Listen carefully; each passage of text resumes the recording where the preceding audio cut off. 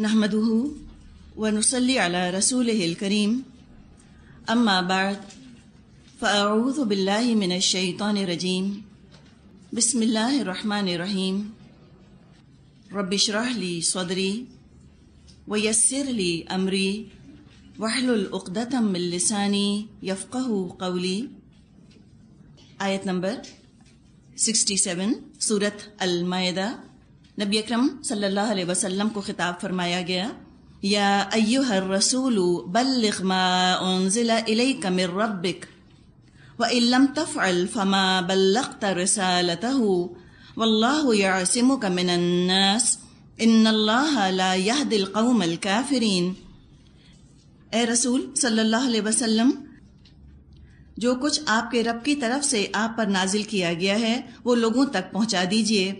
اگر آپ نے ایسا نہ کیا تو اس کے پیغمبری کا حق ادا نہ کیا، اللہ آپ کو لوگوں کے شر سے بچانے والا ہے۔ یقین رکھیے کہ وہ کافروں کو آپ کے مقابلے میں کامیابی کی راہ ہرگز نہ دکھائے گا۔ نبی اکرم صلی اللہ علیہ وسلم سے ڈائریکٹلی یہاں پر خطاب کیا گیا۔ رسول تو حق بن کر آتے ہیں، رسول تو حق کا معیار ہوتے ہیں۔ جو رسول کو ٹھکرائے یہ حق کو ٹھکرانے کے برابر بات ہوتی ہے، اور جو رسول کی دعوت، رسول کی بات کو قبول کر لے یہ حق کو قبول کر لینے کے مترادف بات ہے۔ لیکن دنیا میں سب تو حق پسند نہیں ہوتے، حق پرست نہیں ہوتے۔ بہت سی دفعہ ایسا ہوتا ہے کہ حق پہنچانے کی وجہ سے لوگ دشمن ہو جاتے ہیں۔ تو اگر حق پہنچانے کی وجہ سے دشمن ہوتے ہیں تو ہو جائیں، آپ فکر مت کیجیے اے نبی، اللہ آپ کو بچانے والا ہے۔ جو بھی نبی اکرم صلی اللہ علیہ وسلم کام کر رہے تھے، کوئی ان کی ذاتی غرض تو نہیں تھی، کوئی ذاتی فائدہ تو نہیں تھا۔ اللہ تعالیٰ نے ان کو ایک ذمہ داری دی تھی اور وہ اپنی اس ذمہ داری کو اللہ واسطے نبھا رہے تھے۔ تو جس ہستی کی خاطر ذمہ داری نبھا رہے ہیں وہی ہستی مدد فرمائے گی، حفاظت فرمائے گی۔ اور نبی اکرم صلی اللہ علیہ وسلم کے ذریعے امت مسلمہ کے تمام مبلغین تک بھی یہ پیغام پہنچایا جا رہا ہے کہ اللہ کا پیغام پہنچانے میں کوتاہی نہ کرنا، اور یہ سوچ کے تو کبھی انسان کمپرومائز نہ کرے، حق کے اندر ملاوٹ نہ کرے کہ پتہ نہیں لوگ میرے ساتھ کیا سلوک کریں گے، پتہ نہیں اگر میں نے یہ پیغام لوگوں تک پہنچا دیا تو وہ میرے ساتھ کیا معاملہ کریں، یا حق سن کر پتہ نہیں لوگوں کا رد عمل، لوگوں کا ریاکشن کیا ہو۔ شروع میں شرطیں بتا دی گئیں۔ یجاہدون فی سبیل اللہ والے لوگ کیسے ہوتے ہیں؟ لا یخافون لومۃ لائم، کسی ملامت کرنے والی کی ملامت کی پرواہ نہیں کرتے۔ کوئی ان کو ریجٹ کہے، کوئی ان کو فنڈامنٹلسٹ کہے، جو حق وہ بیان کر رہے ہیں وہ بگڑے ہوئے معاشرے کے اسٹیبلشڈ نارم سے ٹکرا جائے، جو معاشرے کے اندر باتیں قبول کی جاتی ہیں، پسند کی جاتی ہیں، اس کے خلاف اگر حق جا رہا ہو تو بیان حق ہی کرنا چاہیے۔ شیطان کا خاص حربہ ہوتا ہے، وہ نیک دل جو لوگ ہوتے ہیں ان کے دل میں یہ خیال ڈالتا ہے، دیکھو سب سے بڑی نیکی یہ ہے کہ کسی کا دل نہ ٹوٹے۔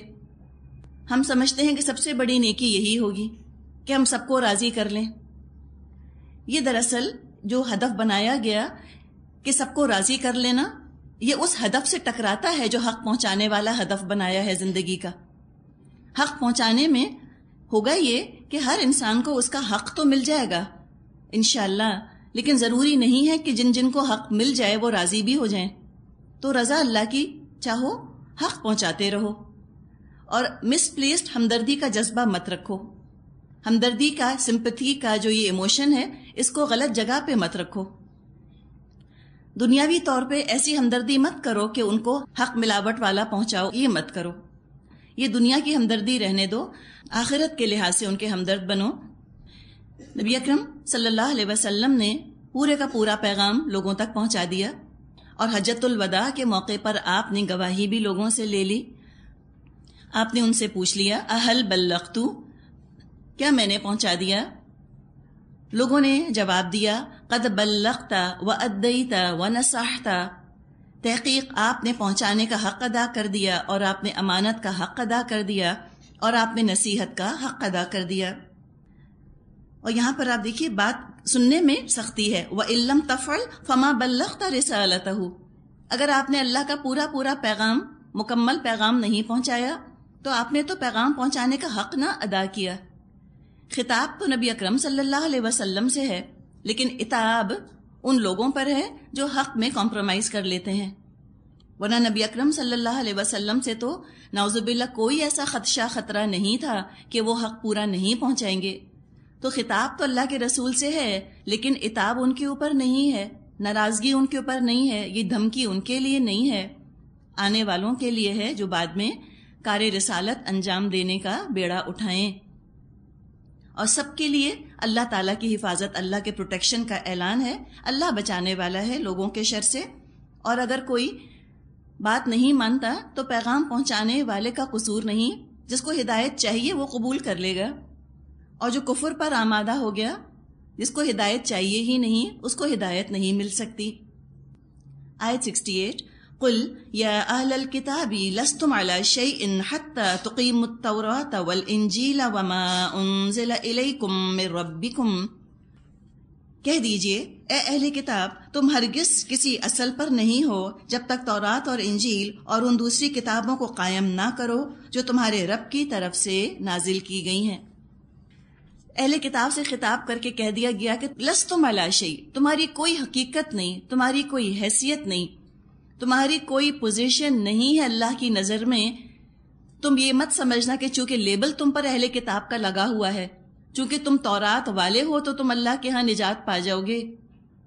تمہارا کوئی وزن، تمہاری کوئی حقیقت نہیں ہے اللہ کی نظر میں جب تک تم اس کتاب کو جس کے ماننے کا تم دعویٰ کرتے ہو، جب تک عملی زندگی میں تم اس کو نافذ نہ کرو. قائم کرو تورات کو، قائم کرو انجیل کو. قائم سے مراد زندگی کے معاملات سے اس کا عملی تعلق قائم کرو. انفرادی اور اجتماعی زندگی اس کے احکامات اور مشوروں کے مطابق بسر کرو. سسٹمز بناؤ اور اجتماعی زندگی کو تورات اور انجیل کے تابع کر لو، کلیکٹیو لائفز کو اور انڈیویجول لائفز کو بھی، انفرادی زندگیوں کو بھی تورات اور انجیل کے تابع لاؤ. اگر عملی زندگی، پریکٹیکل لائف اللہ کی کتاب سے بے تعلق ہو جائے تو زبان سے چاہے کتنی مداح، کتنی تعریف کرتے رہیں، یہ قائم کرنے کے معنوں میں نہیں آئے گا. اچھا، عمل کا لفظ نہیں آیا نا، اقامت کا لفظ آیا جو نماز کے لیے آتا ہے. حتیٰ تقیم التوراۃ کا لفظ آیا ہے نا، قائم کرو.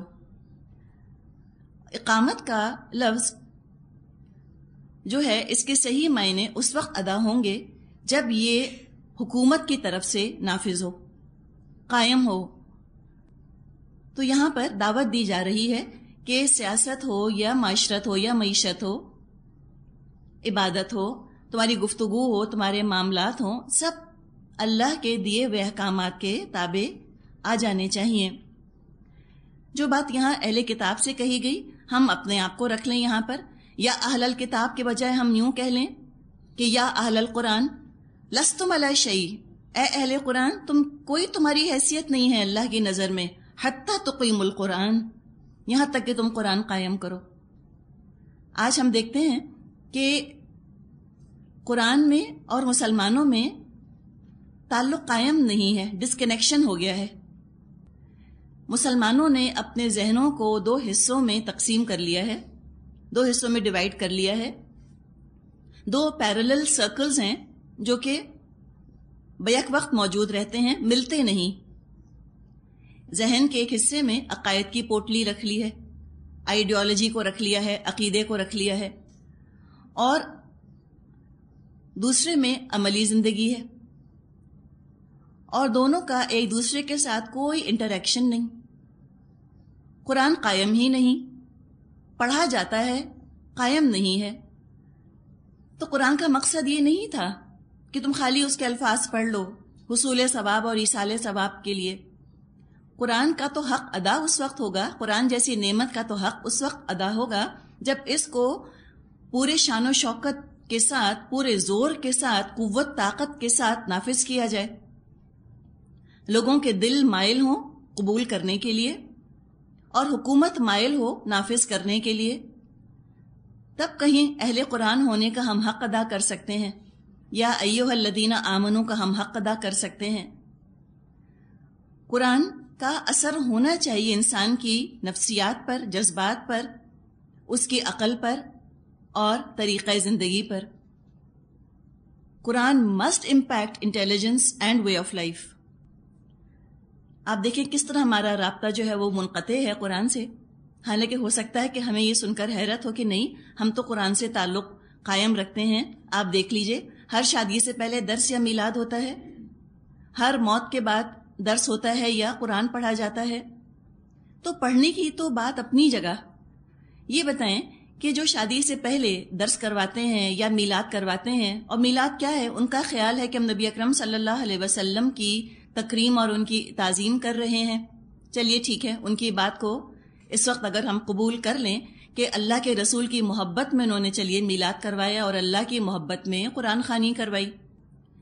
اب یہ دو کام کرانے کے بعد، اللہ رسول کی محبت کا دعویٰ کرنے کے بعد، اگر کوئی ان سے کہے جن کے گھر میں میلاد ہوا ہے یا درس ہوا ہے کہ چونکہ آپ نے اب درس کروا لیا اور آپ نے میلاد کروا لیا، اب جو آپ کے ہاں شادی ہوگی یہ خود بخود سنت کے مطابق ہو جائے گی، کیا لوگ پہ تیار ہوں گے درس کروانے پر؟ کیا لوگ تیار ہوں گے میلاد کروانے پر؟ بہت کم ہوں گے جو کروائیں گے واقعی۔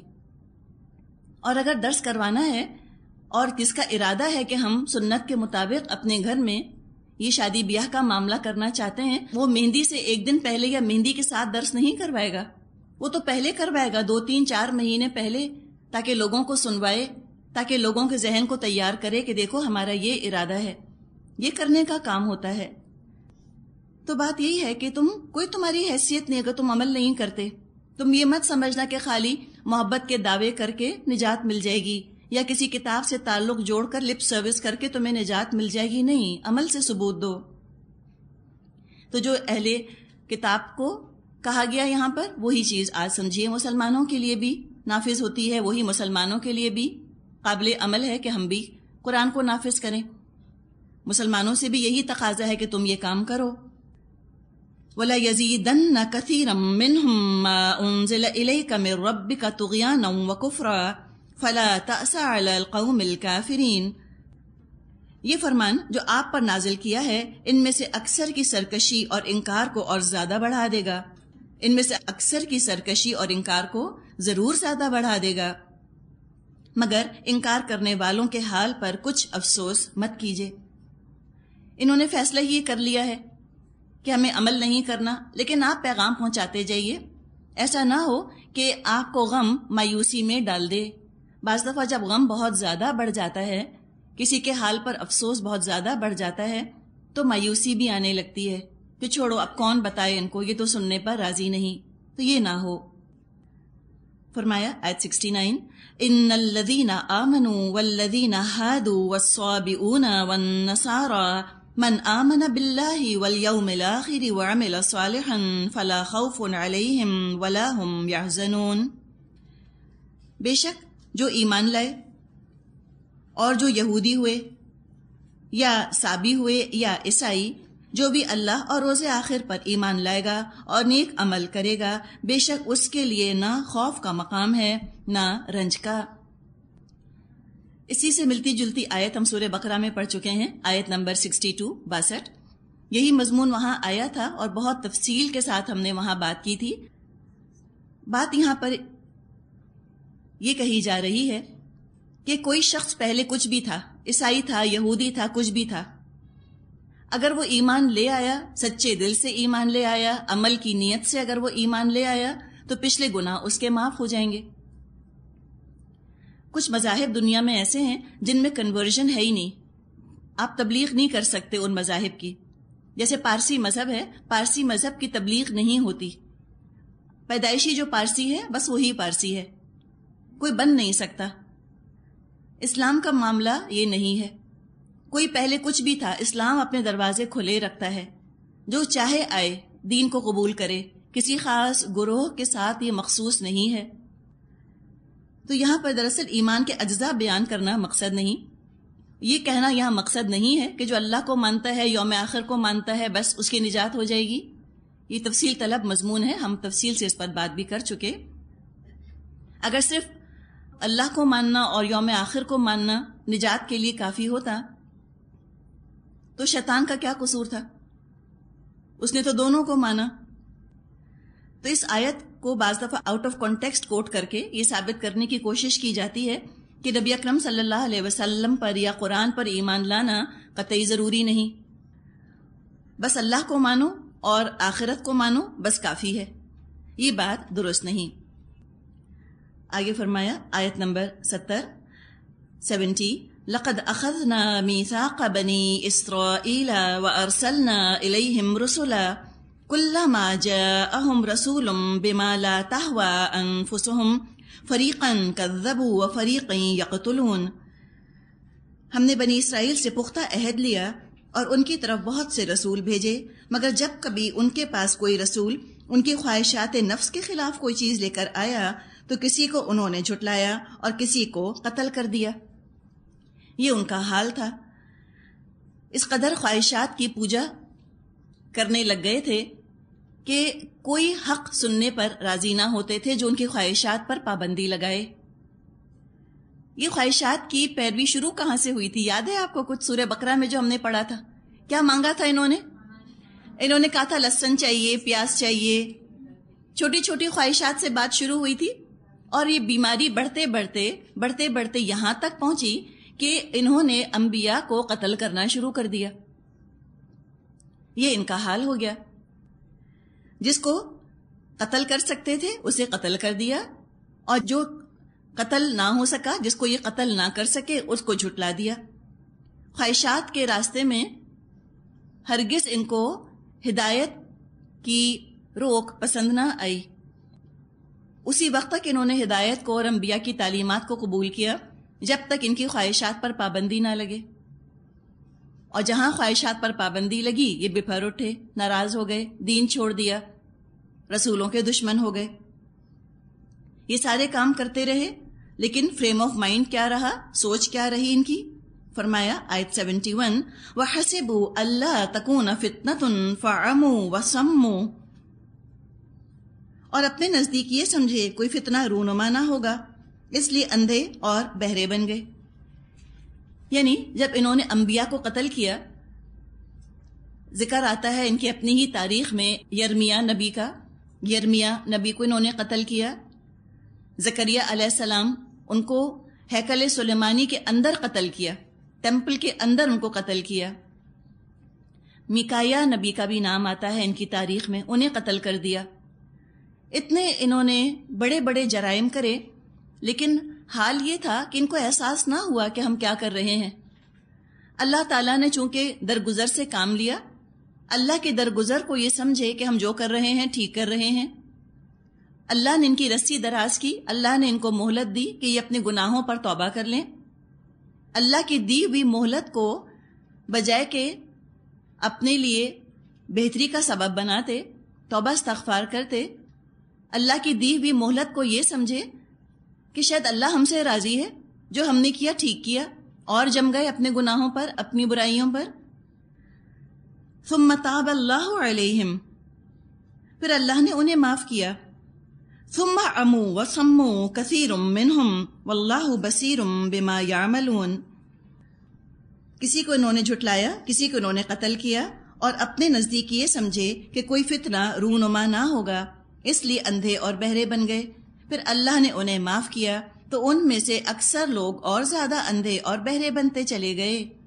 اللہ ان کی یہ سب حرکات دیکھتا رہا ہے. اب بات تو یہاں پر بنی اسرائیل کی ہے، لیکن واقعی اگر ہم اپنی زندگیوں سے اس کو ریلیٹ کرنے کی کوشش کریں تو ہوتا کیا ہے کہ جب انسان اللہ کا کوئی حکم توڑتا ہے تو اس کا ضمیر ملامت تو کرتا ہے. تھوڑی دیر کو گناہ کا احساس ہوتا ہے، فکر ہوتی ہے، فوری پکڑ اگر آ جائے، کوئی نقصان ہو جائے، کوئی آزمائش آ جائے، انسان کو خیال آتا ہے کہ ہاں یہ میری گناہوں کی سزا ہے. اور اگر اللہ کی طرف سے کوئی آزمائش نہ آئے، کوئی فوری سزا نہ آئے، تو گناہ کا احساس مٹ جاتا ہے، جرت اور بڑھ جاتی ہے۔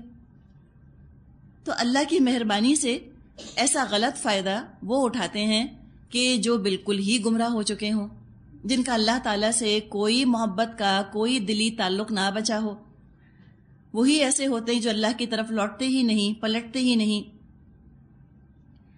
بنی اسرائیل کی پوری سمجھیے کہ تاریخ ہے جو یہاں بیان کی گئی، ان کی چیکرڈ ہسٹری رہی ہے۔ عروج اور زوال کی ایک داستان ہے بنی اسرائیل کی۔ زوال ان کا اس وقت آیا جب انہوں نے اللہ کے احکامات کو توڑا، انبیاء سے دشمنی کی، زوال کا شکار رہے۔ پھر جب ان کا احساس جاگا، ان کے اندر تقویٰ پیدا ہوا، انہوں نے اللہ تعالیٰ کے احکامات کو نافذ کیا، ان کا عروج آیا۔ ہم نے پڑھا نا ابھی پہلے پیچھے ہم نے پڑھا ہے کہ اگر تورات نافذ کرتے تو اللہ تعالیٰ ان کے قدموں کے نیچے سے اور سروں کے اوپر سے رزق دیتا ہے ان کو۔ تو یہ ہوا، ان کو عروج نصیب ہوا، پھر ان کے اندر کمزوری آئی، پھر بگاڑ آیا، پھر ان کا زوال آ گیا، تو یہ ان کی تاریخ جو ہے چلتی رہی۔ آگے فرمایا آیت نمبر 72، لَقَدْ كَفَرَ الَّذِينَ قَالُوا إِنَّ اللَّهَ هُوَ الْمَسِيحُ ابْنُ مَرْيَمَ وَقَالَ الْمَسِيحُ يَا بَنِي إِسْرَائِيلَ اعْبُدُوا اللَّهَ رَبِّي وَرَبَّكُمْ إِنَّهُ مَن يُشْرِكْ بِاللَّهِ فَقَدْ حَرَّمَ اللَّهُ عَلَيْهِ الْجَنَّةَ وَمَأْوَاهُ النَّارُ وَمَا لِلظَّالِمِينَ مِنْ أَنصَارٍ۔ یقیناً کفر کیا ان لوگوں نے جنہوں نے کہا کہ اللہ مسیح ابن مریم ہی ہے، حالانکہ مسیح علیہ السلام نے کہا تھا اے بنی اسرائیل اللہ کی بندگی کرو جو میرا رب بھی ہے اور تمہارا رب بھی۔ جس نے اللہ کے ساتھ کسی کو شریک ٹھہرایا اس پر اللہ نے جنت حرام کر دی اور اس کا ٹھکانہ جہنم ہے، اور ایسے ظالموں کا کوئی مددگار نہیں۔ یہاں ان کے عقیدے کی بات کی جا رہی ہے، عیسائیوں کے۔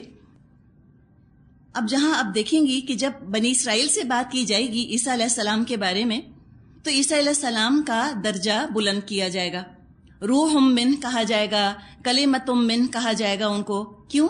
اس لیے کہ بنی اسرائیل نے دشمنی کی تھی عیسیٰ علیہ السلام کے ساتھ، ان کو رسول نہ مانا تھا، ان کا مقام ان کو نہ دیا تھا۔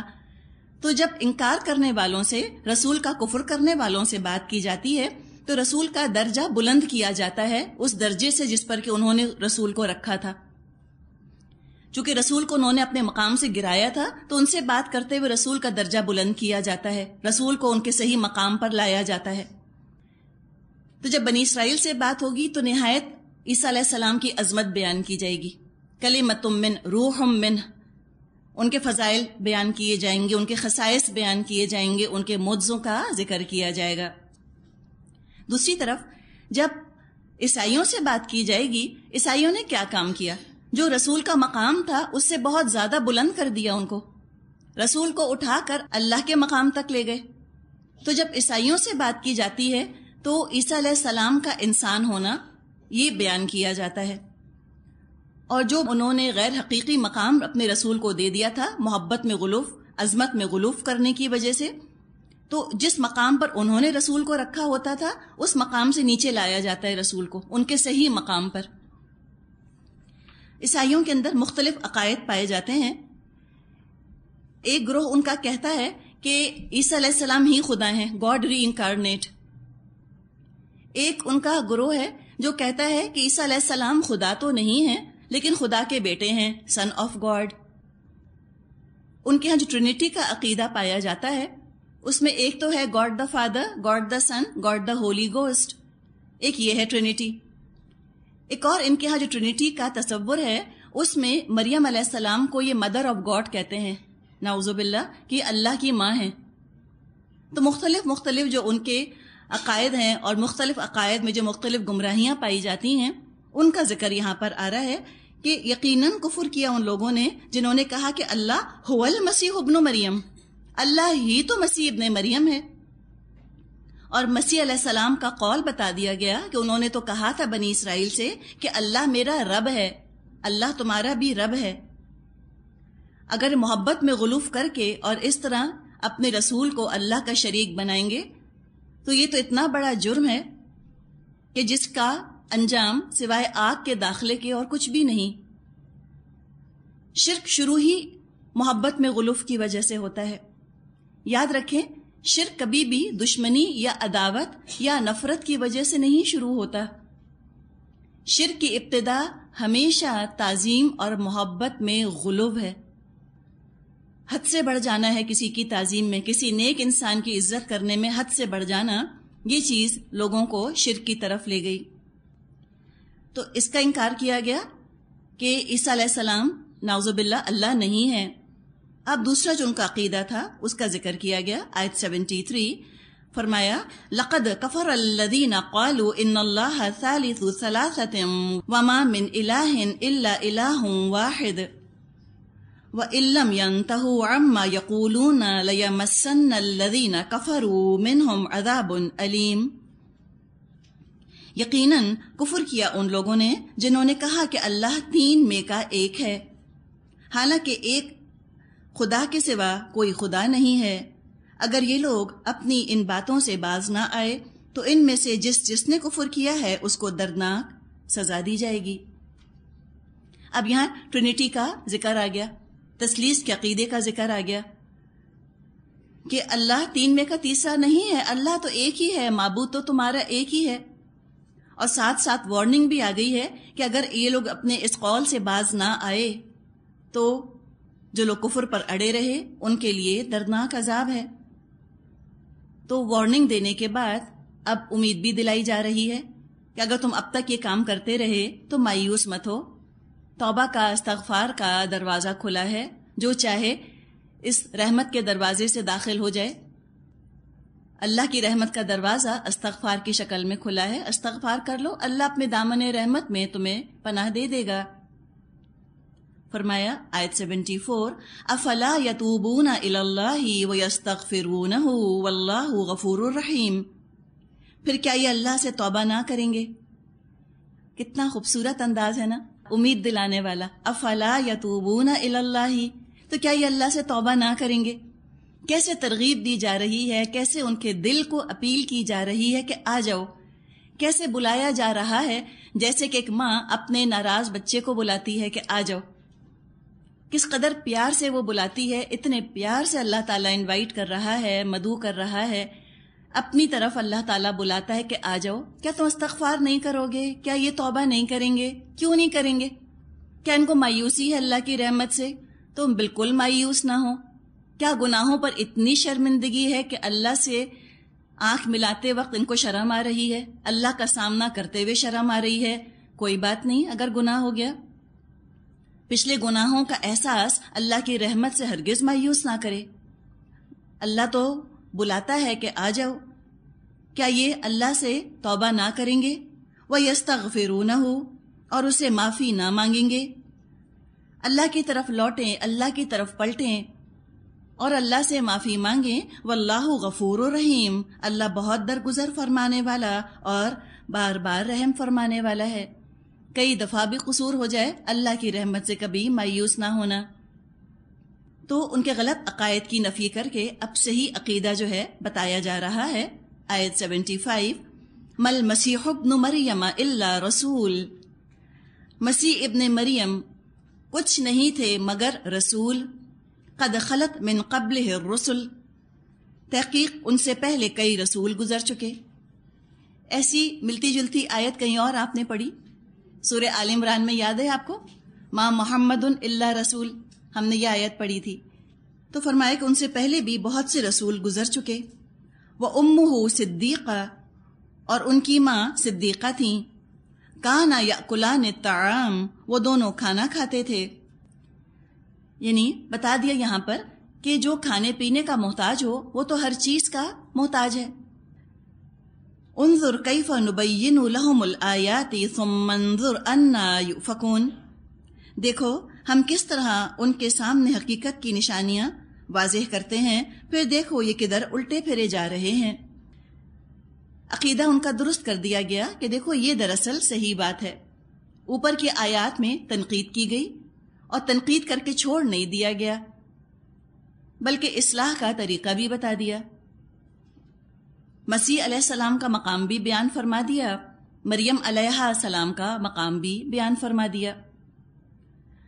اور دیکھیں کہ اللہ تعالیٰ خود نیک لوگوں کے مقام اور مرتبے کی حفاظت فرماتا ہے. عیسائیوں نے محبت میں عیسیٰ علیہ السلام پر یہ ظلم کیا کہ ان کو رسول سے بڑھا کر خدا بنا دیا. وہ ایک فتنہ تھا. آج کے دور میں ہم ایک اور فتنہ دیکھ رہے ہیں، اور وہ فتنہ ہے، یہ ہم بات کر رہے ہیں وہ امہ صدیقہ کے حوالے سے. امہ صدیقہ بڑی پیاری بات ہے جو یہاں کی گئی ہے. آج کے دور میں آپ دیکھیں جو فتنہ ہم دیکھ رہے ہیں وہ ہے مرد عورت کی ایکوالٹی کا فتنہ، کہ عورت اور مرد بالکل برابر ہیں. جب یہ فتنہ شروع ہوا تو لوگوں نے اعتراض کیا کہ نعوذ باللہ اللہ تو متعصب ہے، اللہ تو پریجڈسڈ ہے، اللہ تو صرف مردوں کو رسول بنا کر بھیجتا ہے. کیوں؟ اللہ نے صرف مردوں کو رسول کیوں بنایا، عورتوں کو رسول کیوں نہیں بنایا؟ لہٰذا کچھ مسلمانوں نے نہایت معذرت خواہانہ انداز اختیار کیا، اپولوجیٹک ایٹیٹیوڈ اختیار کیا، اور چند خواتین کے نام گنوا دیے کہ یہ بھی نبیہ تھیں. حالانکہ غیر ضروری آربیٹری ایٹیٹیوڈ ہے. اللہ کے کاموں کو کسی قسم کی سینکشن کی، کسی قسم کی جسٹیفیکیشن کی ضرورت نہیں ہے، اور اللہ تعالیٰ کو کوئی اجازت نہیں چاہیے اپنی مخلوق سے. نہ انسانوں کا مشورہ چاہیے کہ بتاؤ اب میں نے 4 مرد بھیجے ہیں رسول، اب 5واں مرد بھیجوں کہ عورت. اللہ کو ضرورت نہیں انسانوں سے مشورہ کرنے کی. سب اللہ کے غلام ہیں، جس سے چاہے جو کام لے. مجال نہیں کسی کی کہ وہ اللہ کے فیصلوں پر اثر انداز ہو سکے. انسان تو تنقید سے گھبرا جاتے ہیں اور تنقید کی وجہ سے اپنے فیصلے بدل لیتے ہیں، پاپولر پریشر کی وجہ سے. اللہ تعالیٰ کسی پریشر میں نہیں آتا. کوئی لاکھ تنقید کرے، اللہ کے اپنے فیصلے ہیں. لوگوں کی تنقید سے اللہ کے فیصلے نہیں بدلتے. لوگوں کی رضا تھوڑی مطلوب ہے اللہ کے نزدیک. اللہ تو عدل کرنا چاہتا ہے. کوئی اللہ سے یہ کہہ نہیں سکتا کہ تو نے فلاں کام فلاں کے سپرد کیوں کیا. بات یہ ہے کہ اللہ تعالیٰ نے جب بھی انبیاء یا رسول بھیجے ہمیشہ مرد بھیجے. سورہ یوسف میں آیت آتی ہے اور کئی مقامات پر اور بھی یہ مضمون آتا ہے. سورہ یوسف کا یہاں پر ہم حوالہ لے سکتے ہیں. وہاں پہ اللہ تعالیٰ نے فرمایا وَمَا أَرْسَلْنَا مِن قَبْلِكَ إِلَّا رِجَالًا، اور اے نبی صلی اللہ علیہ وسلم ہم نے آپ سے پہلے نہیں بھیجے مگر رجال، مگر مرد. نوحی الیہم، ہم ان کی طرف وحی فرمایا کرتے تھے، من اہل القریٰ، بستی والوں میں سے. تو اللہ تعالیٰ نے نبوت مردوں کو دی، اور اللہ تعالیٰ نے نبیوں کی ماں عورت کو بنایا. نبیوں کو اپنے پیٹ میں رکھنے والی، نبیوں کو پیدا کرنے والی، نبیوں کو دودھ پلانے والی عورت تھی. ماں کا درجہ دیا. انبیاء اولیاء اللہ کی ماں بنی عورت، اور اس ماں کے قدموں تلے اللہ تعالیٰ نے مردوں کی جنت رکھ دی. یہ اللہ کی اپنی تقسیم ہے. ذالک فضل اللہ یؤتیہ من یشاء، یہ اللہ کا فضل ہے. اللہ کی اپنی تقسیم، اس کی اپنی بانٹ ہے، جس کو جو چاہے اپنے فضل میں سے دے دے. تو یہاں پر آپ دیکھیے کہ مقام واضح کیا جا رہا ہے مریم علیہ السلام کا کہ وہ کون تھیں؟ صدیقہ تھیں. اب اس مقام کو سمجھنے کے لیے ذرا سورہ نساء کی آیت اپنے ذہن میں لے آئیے. آیت نمبر 69 ہے. وہاں پر ہم نے 4 درجے پڑھے تھے ان لوگوں کے جن پر اللہ تعالیٰ نے اپنا انعام فرمایا، نبیین والصدیقین والشہداء والصالحین. یاد ہے آپ کو؟ فرمایا وحسن اولئک رفیقا. تو سب سے اعلیٰ درجہ انبیاء کا، پھر صدیقین کا، پھر شہداء کا، پھر صالحین کا وہاں گنوایا گیا تھا. اور یہ چاروں ہی درجے، چاروں ہی کیٹیگریز انعام یافتہ لوگوں کی کیٹیگریز ہیں. تو مریم علیہ السلام اگر نبیہ ہوتی تو یہاں فرما دیا ہوتا وَأُمُّهُ نبیہ، کچھ مشکل نہیں تھا. اور ان کی ماں نبیہ تھیں تو نبی نہیں فرمایا، فرمایا وَأُمُّهُ صدیقہ. بہت بلند ان کا درجہ تھا، وہ صدیقیت کے مرتبے پر فائز تھیں. بہت اعلیٰ مقام تھا جو اللہ تعالیٰ نے ان کو دیا، اور وہ مقام کیا تھا؟ صدیقیت کا درجہ. نبیہ نہیں تھیں، صدیقہ تھیں. اور وہ اللہ نہیں ہو سکتی، اس لیے کہ اللہ کی ماں تو اللہ ہی ہوگی نا. جیسے انسان کا بچہ انسان ہوتا ہے، گھوڑے کا بچہ گھوڑا ہوتا ہے، شیر کا بچہ شیر ہوتا ہے. تو اسی طرح اگر عیسیٰ علیہ السلام کو اللہ کا بیٹا کہا تو اللہ کا بیٹا تو اللہ ہی ہوگا، یا مریم علیہ السلام کو اللہ کی ماں کہا تو اللہ کی ماں خود بھی تو اللہ ہی ہوگی، اسی جنس سے ہوگی. تو نعوذ باللہ یہ نہیں ہو سکتا. وہ سب انسان تھے، کھانا کھاتے تھے. اللہ تمام حاجات سے بری ہے، اللہ کو کھانے کی حاجت نہیں.